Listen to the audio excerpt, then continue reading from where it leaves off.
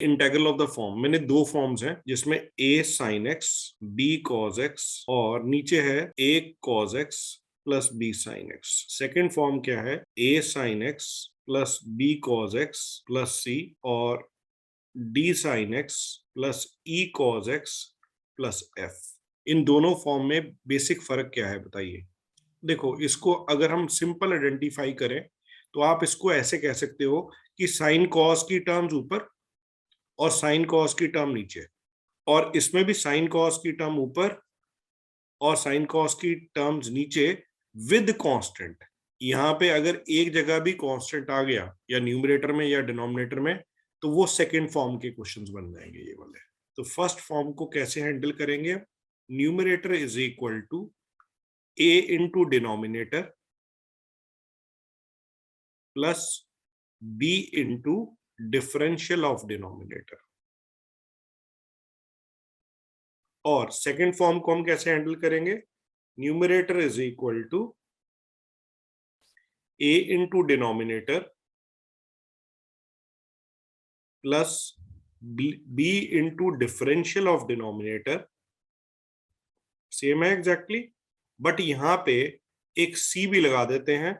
अगर आपके पास कांस्टेंट ऊपर या नीचे या दोनों जगह तो आप यहां पे c लगाएंगे, अदरवाइज आप c नहीं लगाएंगे। Find the integral of 4 sin x plus 5 cos x over 5 sin x plus 4 cos x dx।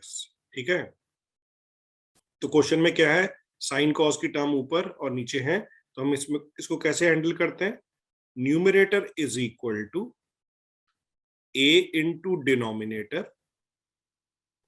Plus b into differential of denominator. ये क्लियर है भाई, ऐसे हैंडल करते हैं। चलिए वैल्यू पुट करते हैं। न्यूमरेटर की वैल्यू कितनी है, 4 sin x plus 5 cos x। a into denominator, denominator की वैल्यू कितनी है, 5 sin x plus 4 cos x plus capital B differential of denominator. बताइए डिफरेंशियल ऑफ डिनोमिनेटर क्या बनेगा, 5 sin x का derivative cos x plus 4 cos x, cos x का derivative minus.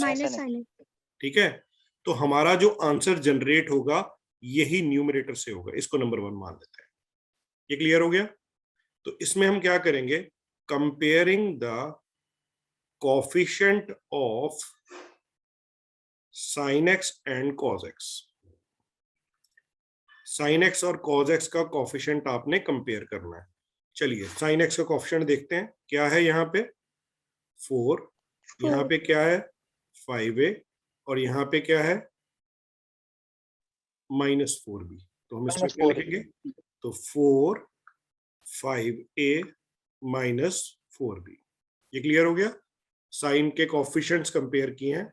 अब चलिए कॉस के कोफिशिएंट कंपेयर करते हैं।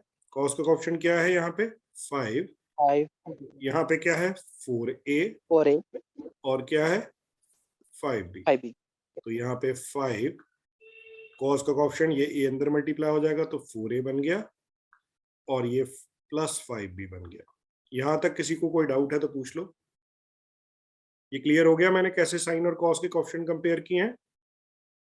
अब यहाँ पे इस पे एलिमिनेशन मेथड लगा के इन दोनों इक्वेशंस को सॉल्व कर देंगे। तो चलिए 5a minus 4b is equal to 4 और आपके पास 4a plus 5b is equal to 5। पहली इक्वेशन को हम मल्टीप्लाई करेंगे 4 से, सेकेंड इक्वेशन को मल्टीप्लाई करेंगे 5 से। तो क्या आएगा यहाँ पे 20a minus 16b is equal to 16। यहाँ पे 20a plus 25b is equal to 25। यहाँ पे सब्ट्रैक्ट करेंगे इनको, माइनस माइनस माइनस, ये कैंसिल हो गया तो minus minus plus, -41b is equal to -9। Minus से माइनस कैंसिल हो गया, b की वैल्यू आ गई 9/41। अब b की वैल्यू आप किसी एक इक्वेशन में पुट कर दो। From equation number second 5 5a minus 4b, b की वैल्यू कितनी निकाली आपने? 9/41 इज इक्वल टू 4। तो 5a 9 4 36, ये आपका 36/41 उधर चला गया। अब इसका एलसीएम ले लेंगे, एलसीएम आ गया 41, 41 4 164 प्लस 36, तो 164 प्लस 36 इज 200। Yes sir. ठीक है, ये ए की वैल्यू यहां से फाइंड आउट कर लेंगे। 200/41, ये 5 क्रॉस मल्टीप्लाई करके नीचे आ जाएगा, तो 40/41। मैंने साइन और कॉस के कोएफिशिएंट कंपेयर किए और उसके बाद मैंने ए और बी की वैल्यू निकाल दी। अब मैंने आपको क्या बोला था, जो मेरा आंसर जनरेट होगा वो किससे होगा? ये न्यूमरेटर वाली वैल्यू से, यही है। तो ये इसी को हम आगे देखेंगे। तो जो न्यूमरेटर वाली वैल्यू है उसके अंदर हमने 4 sin x plus 5 cos x is equal to, a की वैल्यू आपने क्या निकाली? 40/41, 5 sin x plus 4 cos x plus b की वैल्यू कितनी निकाली आपने? 9/41 b 5 cos x minus 4 sin x। यहां तक सभी को क्लियर हो गया? मैंने किसकी वैल्यूज निकाली है यहां से? ए और बी की, ए और बी की वैल्यू निकाल के हमने पुट कर दी। तो मैंने यहाँ पे लिख देना है कि put the values of A and be in equation number 1। ये वैल्यू 1 पुट कर दी। अब क्या इसका आंसर निकल गया? तो इसमें 3 स्टेप चलेंगे। Put the value of A and be in first. अब ये न्यूमरेटर था, ऑब्वियसली इसको किससे डिवाइड करेंगे? Dividing by denominator. तो डिनोमिनेटर आपके पास क्या था क्वेश्चन में? 5 sin x plus 4 cos x। यहां भी डिवाइड कर दिया, दोनों तरफ ही डिवाइड होगा। लेफ्ट हैंड साइड में तो कर दिया, अब राइट हैंड साइड में डिवाइड कर रहे हैं, और 2 टर्म्स हैं तो दोनों को इंडिपेंडेंटली डिवाइड करना पड़ेगा। तो ये मैंने पहले ए और बी की वैल्यू पुट कर दी थी फर्स्ट में, ये पहला स्टेप हो गया। सेकंड स्टेप क्या हो गया? Dividing by denominator. और तीसरा स्टेप क्या होगा? क्या करना चाहते हैं? इंटीग्रल निकालना चाहते हैं, तो इंटीग्रेटिंग बोथ साइड्स। इंटीग्रेट कर देंगे तो जो हमारा क्वेश्चन था वो ये लेफ्ट हैंड साइड में दिख रहा है, यही था। इसकी इंटीग्रल ही निकाल रहे थे हम। तो इसमें भी इंटीग्रेट कर दिया, इसमें भी इंटीग्रल, और इंटीग्रल लिखा है तो ऑब्वियसली dx साथ में लिखना पड़ेगा। अब यहाँ देखो, ये दोनों कैंसिल हो गए। 40/41 dx का इंटीग्रल क्या हो गया? x। 9/41। अब आपने एक फॉर्म की थी, फंक्शन नीचे पड़ा हो और उसका डिफरेंशियल ऊपर पड़ा हो तो क्या बन जाता है वो? log mod fx plus c। अब ये देखिए, दिस इज योर फंक्शन और उसका एग्जैक्ट डिफरेंशियल आपका ऊपर पड़ा हुआ है यहाँ पे, और फंक्शन नीचे हो, डिफरेंशियल ऊपर हो, तो directly we can write log mod 5 sin x plus 4 cos x plus c। तो यही आपका आंसर है, integral of a plus B tan x dx। तो tan को हमने क्या करना है? tan is sin by cos। अब इसका आप एलसीएम ले लो, क्या आ जाएगा? ऊपर आ जाएगा cos x, ये आ जाएगा a cos x plus b sin x। तो हमने देखा जी ये कौन सी फॉर्म है? sin cos ऊपर टर्म है, तो इसको हम कैसे सॉल्व करते हैं? Numerator is equal to a into denominator plus b into differential of denominator. Numerator क्या था? cos x। a into denominator क्या था? a cos x plus b sin x, और b डिफरेंशियल ऑफ डिनोमिनेटर। बताइए क्या आएगा differential of denominator? Sir minus a sin x b cos x आएगा। Denominator differential of denominator, a constant, cos x का minus sin x, b sin x का cos x। उसके बाद हमने क्या किया था? Comparing coefficients of sin x and cos x। अब ध्यान से देखना, sin x का कोएफिशिएंट की बात करूं तो यहाँ पे sin x का कोएफिशिएंट है कोई? नहीं है, तो sin x का कोएफिशिएंट लिख लिया 0। यहाँ sin x का कोएफिशिएंट क्या है? ये रहा, तो b a। ठीक है, और यहाँ साइन एक्स का ऑप्शन क्या है, माइनस minus AB माइनस ए बी। अब कॉज एक्स का कोएफिशिएंट, कॉस का कोएफिशिएंट यहाँ पे 1 क्या है, 1, और यहाँ पे 1 क्या है, small A into capital A A और बी इंटू कैपिटल बी। ठीक है, तो आपकी दो इक्वेशंस बन गई। इन दोनों इक्वेशंस पे एलिमिनेशन मेथड लगाना है। क्या आएगा, b a minus A b is equal to 0, और यहाँ पे है a plus b b is equal to 1। क्या करोगे आप, पहली इक्वेशन को ए से मल्टीप्लाई करो, दूसरी इक्वेशन को स्मॉल बी से मल्टीप्लाई करो। क्या आ जाएगा यहाँ पे, देखिए, a b a minus a square b is equal to 0। यहाँ पे a b a plus b square b is equal to बी। तो यहाँ पे साइन चेंज करेंगे, माइनस माइनस माइनस, ये कैंसिल हो गया। तो यहाँ क्या बनेगा, देखिए, minus a square b minus b square a square b minus b square b is equal to minus b. क्या कॉमन आ जाएगा यहाँ से, माइनस बी कॉमन आ गया, तो ये बन गया a square plus b square is equal to minus small B.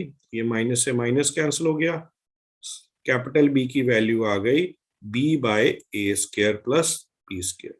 तो ये आपके पास कैपिटल बी आ गया। कैपिटल बी की वैल्यू किस में पुट करना इजी है, तो आप इसको फर्स्ट इक्वेशन मान रहे हो, इसको आप सेकंड और इसको थर्ड। तो मैं सेकंड इक्वेशन के अंदर from equation number 2 b into capital A minus a into capital B की वैल्यू क्या निकाली है आपने, small b by a square plus b square is equal to 0। तो इसको उधर ले जाओ आप, माइनस ए बी उधर जाके प्लस ए बी हो जाएगा, ए स्क्वायर प्लस बी स्क्वायर, ये बी से बी कैंसिल हो गया, यहां से कैपिटल ए की वैल्यू आ गई। तो आप क्या करेंगे, आप ये दोनों वैल्यूज कहाँ पुट करेंगे, first equation फर्स्ट इक्वेशन में पुट करेंगे, उसके बाद उसको किससे डिवाइड करेंगे, dividing by denominator denominator and integrating both side. तो चलो इसको एक स्टेप लिख लेते हैं, cos x को डिनोमिनेटर से डिवाइड कर दिया, डिनोमिनेटर क्या था, a cos x plus b sin x। ठीक है, और a की value a by a square plus b square, a cos x plus b sin x, इसको डिनोमिनेटर से डिवाइड कर दिया, a cos x plus b sin x। ऐसे ही प्लस b की वैल्यू क्या थी, b over a square plus b square, यहाँ पे था minus a sine x plus b cos x, और इसको डिनोमिनेटर से डिवाइड कर दिया है हमने। और क्या स्टेप था, इंटीग्रेटिंग बोथ साइड। तो जब आप इंटीग्रेट करोगे, पहला वैल्यू तो कैंसिल हो जाएगी, a by a square plus b square, और यहाँ पे dx का इंटेग्रल हो गया x, b bye a square plus b square, ये फंक्शन है, और ऊपर उसका डेरिवेटिव पड़ा है, तो क्या लिखते हैं, log mod a cos x plus b sin x। a cos x plus b sin x, ये log में आ जाएगा प्लस c। तो यही आपका आंसर है। तो इस फॉर्म में क्या था कि साइन और कॉस ऊपर और नीचे हो विद सम कांस्टेंट। तो विद कांस्टेंट आ जाए तो हम क्या करते हैं, numerator is equal to a into denominator plus b into denominator का डिफरेंशियल ऑफ डिनोमिनेटर, और डिफरेंशियल ऑफ डिनोमिनेटर, अब यहाँ पे कांस्टेंट भी आ रहा है तो यहाँ पे प्लस सी भी लगाएंगे। तो यहाँ पे लिख देते हैं, न्यूमरेटर आपके पास आ गया 3 cos x plus 2, a into denominator, denominator आ रहा है 2 cos x plus sine x plus 3 plus b into differential of denominator.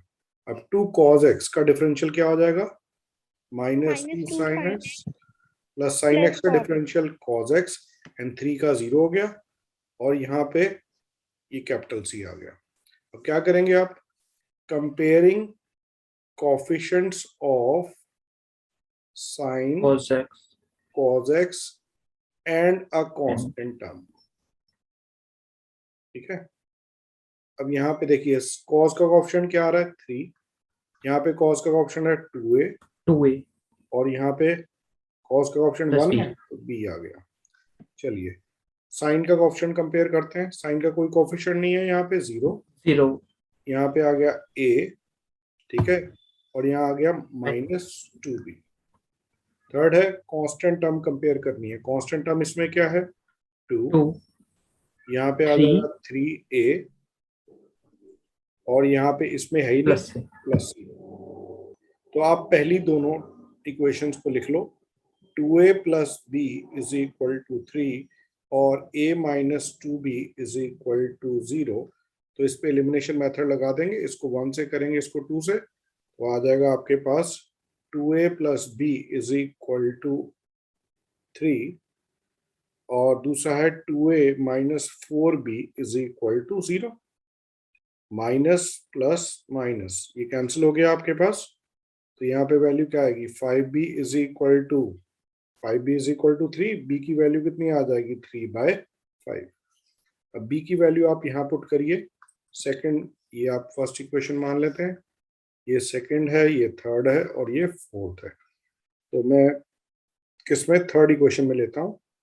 From equation number third, a is equal to 2b है, तो b की वैल्यू यहाँ put करेंगे, तो a की वैल्यू कितनी आ जाएगी, 6/5। अब a की वैल्यू यहाँ पुट करेंगे, तो यहाँ से c की वैल्यू निकाल सकते हैं। तो from fourth equation 3a plus c is equal to 2 था, तो यहाँ पे वैल्यू किसकी सब्स्टिट्यूट करेंगे, a की वैल्यू पुट कर देते हैं। a की वैल्यू आपके पास है, तो मेरे पास c की वैल्यू क्या आएगी, 2 माइनस 18/5। अब इसको सॉल्व करते हैं, 5 2 ज़ा 10, 10 माइनस 18 इज -8/5। चलिए अब मेरे पास कौन कौन सी वैल्यूज आ गई, मैंने a की वैल्यू भी निकाल ली। a की वैल्यू आपकी 6/5 है, b की वैल्यू है 3/5, और c की वैल्यू है -8/5। तो मैंने ये तीनों वैल्यूज कहाँ पुट कर देनी है, यहाँ पे।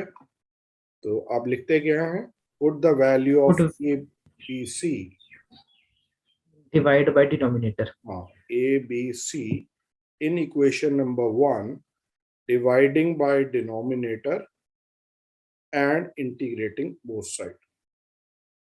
अब देखो क्या था आपके पास, न्यूमरेटर था आपके पास 3 cos x प्लस 2, और यहाँ पे a की वैल्यू थी 6/5, 2 cos x plus sin x plus 3। ये वैल्यू आपकी यहाँ पे ये a की लिखी, b की वैल्यू लिखी है, प्लस 3/5, यहाँ पे था -2 sin x plus cos x, minus, और c की वैल्यू कितनी आई है, -8/5। अब आपको क्या करना है, डिवाइडिंग बाय डिनोमिनेटर। तो डिनोमिनेटर आपके पास क्या था, 2 cos x plus sin x plus 3, 2 cos x plus sin x plus 3, 2 cos x plus sin x plus 3। तो इससे भी तो डिवाइड होगा, यहाँ डिवाइड करना हम भूल जाते हैं। तो 2 cos x plus sin x plus 3। तो डिवाइड जब इंडिविजुअली हो रहा है और इंटीग्रेटिंग बोथ साइड्स, यहाँ इंटेग्रल हो गया, तो तीनों के साथ इंटेग्रल आएगा। तो जब आप फर्स्ट वाली को देखेंगे, ये तो एग्जैक्टली सेम है, कैंसिल हो गया, 6/5 dx का इंटेग्रल x हो गया, X यहाँ 3/5। अब फंक्शन नीचे log है, mod ये फंक्शन है, log और mod उसका function. डिफरेंशियल ऊपर पड़ा हुआ है, तो हम सीधे लिख देंगे log mod 2 cos x plus sin x plus 3 और -8/5। अब ये कौन सी फॉर्म बन गई, sir 1 minus 10 square x upon 1 plus 10 square x/2 आएगा, और उसमें 2 tan x/2 upon 1 plus 10 square x/2। ठीक है, बिल्कुल ठीक फिर है। हम इनको कन्वर्ट कर देंगे, cos x को लिख देंगे 1 minus tan square x/2 over 1 plus tan square x/2, sin x को लिख देंगे 2 tan x/2 over 1 plus tan square x/2, और प्लस यहाँ पे 3 आ जाएगा। तो इन दोनों वैल्यूज को तो एज इट इज रहने दें, -8/5। तो 1 plus tan square x/2 LCM आ जाएगा, जो कि ऊपर जाके सीकेंड स्क्वायर x/2 हो जाएगा। इसको मैं डायरेक्ट कर देता हूँ, यहाँ आ जाएगा 2 माइनस 2 tan स्क्वायर x/2, और यहाँ पे आ गया 2 tan x/2, और जब ये 3 से मल्टीप्लाई होगा, एलसीएम लेंगे, तो 3 प्लस 3 tan स्क्वायर x/2 आ जाएगा। तो इसको सिंप्लीफाई करते हैं, क्या बन रहा है देखिए, -8/5, फर्स्ट टू टर्म्स बिल्कुल सेम रहेंगी। 8/5 यहाँ पे बन गया सीकेंड स्क्वायर x/2, नीचे वाला अगर सॉल्व करें तो आ रहा है 3 tan square minus 2 tan square, it is tan square x/2, और यहाँ पे बन गया 2 tan x/2, और साथ में यहाँ पे क्या आ जाएगा +5। इसको हम नंबर 5 मान लेते हैं। इस इंटेग्रल को मैं अलग सॉल्व कर लूंगा, सीकेंड स्क्वायर x/2 और tan square x/2 plus tan x/2, 2 tan x/2 +5। क्या करेंगे आप, put tan x/2 is equal to t। तो secant square x/2 d 1/2 dx is equal to dt।